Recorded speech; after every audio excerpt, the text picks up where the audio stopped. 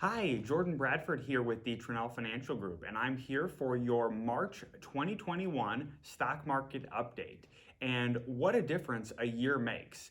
This time last year, we were talking about how the pandemic had just finally hit the United States and the economy as a whole.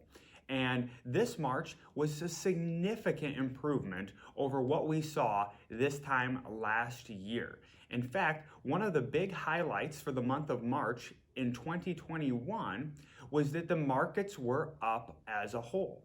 So we saw the S&P 500 up about 4.2% for the month of March, which was awesome, leading pretty much all of the major large cap indexes positive for the year at this point. Right now we're looking at the S&P 500 for the year up about 7%. And the Dow Jones has actually been leading the charge really for the year, up almost 9%, about 8.9% to be exact.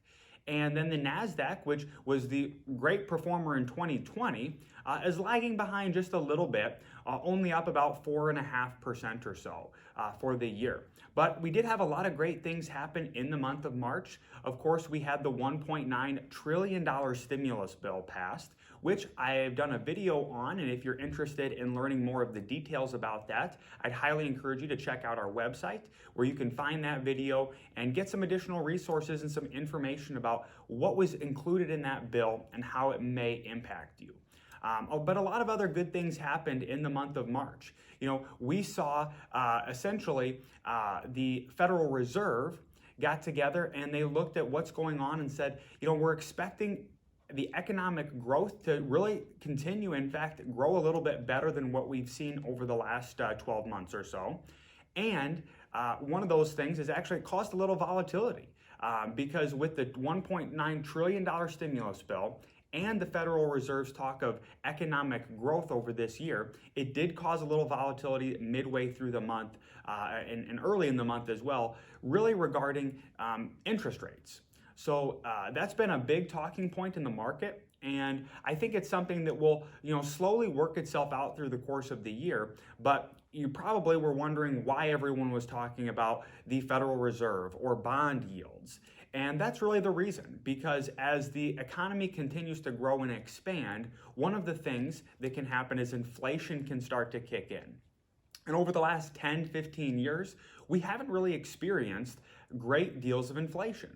And that's good and bad, right? Having low inflation can be great because it keeps the cost of goods down. However, one of the challenges there is when inflation is really, really low, it means interest rates conversely have to be really low as well. Because if interest rates start to rise too quickly, if the Federal Reserve, for example, decides they're going to raise rates to 5%, that would be a big problem for the economy because as inflation remains low, money would go flooding into banks and into secure deposits, essentially to capitalize on these low-risk, high-yield savings accounts. And so the Federal Reserve's job is really to keep that in check with what's going on with inflation. But if inflation does start to creep up a little faster than what the Federal Reserve has projected, or just faster than what we've experienced here in recent years, then the fear is that the Federal Reserve will then come in and have to raise rates basically to compete with rising inflation. And so that can cause a little bit of extra volatility in the market. But the good news is that the Federal Reserve has remained really steady and really focused in their communications with us. And they've told us as a United States nation here, basically, they've said to us, we're going to keep rates low. We're going to keep rates low through the rest of this year, and we're expecting to keep rates low even going into 2022. So that's a good sign that the Federal Reserve is going to allow the economy to start to expand, start to grow, and move beyond what the pandemic has done to many businesses across the United States. And looking ahead, really, the big thing coming up in the next quarter is that President Biden has about a $2.25 trillion infrastructure bill. And this is going to be a big topic of debate. You're going to see this a lot on the news. You're going to hear a lot of different things about it. But basically, expect that this to change quite a bit. So typically what will happen is, Congress will meet, they'll debate, they'll go over different points of the bills that they like, that they don't like.